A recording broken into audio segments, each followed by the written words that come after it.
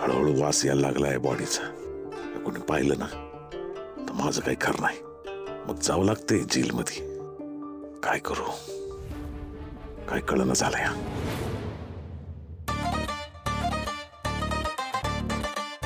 आजी चारू का तुला जिलेबी? ए मोठा आलाय चारणारा, तुझं काय सांगता येत नाही. जिलबी म्हणून दगड चारशील, दे माझ्या हातात इकडे. आजी अजून लागलं सांग बर का. कसली गरम आहे रे, आणि मला चारणारा भाजला असत की. ए रित्या आणि इकडे गरम आहे बर का.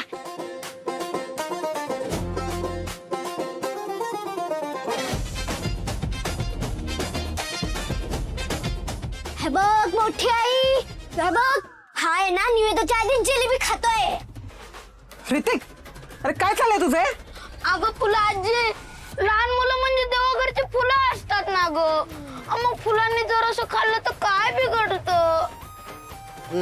तो बघा देवा परमान राक्षसाच्या कुळात जन्माला आला हे मुडदा. ऋतिक, आता परत जर का तू जिलेबी खाल्लास ना तर बघ.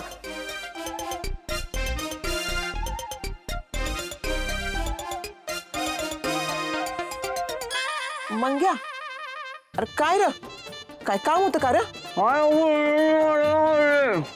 नीट बोल की मंग्या, काय झालं? अगं आजी, मंग्याने पण जिलेबी खाल्ली. हा ह्यो बघा फुकटचं घावलं आणि जीव ओतून धावलं. ए ऋतिक, त्याच्या तोंडात न काढ जिलबी काढ. हो हा काय रे. बस गुपचूप. ए आमच्या काळावाल्या, अरे तिकडे गुरुजी खोळांबल्यात मूर्ती पाय, इथं गप्पा आणत बसलाय. आप्पा मूर्ती द्या बरं पटकन.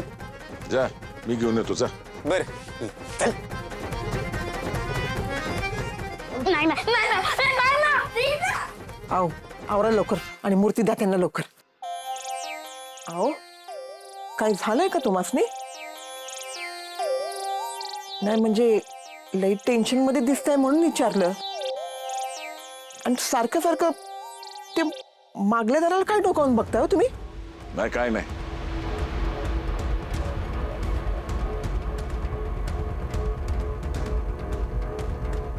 कसला तरी वास येतोय ना, घाणेरडा वास. होय ग फुलत आहे, लयच घाण सुटलीये बघ. तुम्हासनी बी येतोय ना हो? मागच्या बाजूला कोणी घाण बिन तर नाही ना टाकली? अरे तुम्ही जो आधी व्याप वाढून ठेवलाय ना तो निस्तरा. बाहेर लोक आलेत की नाही, मग त्यांच्याकडे जाऊन बघा ना. वास कसला घेत बसलाय तुम्ही इथं?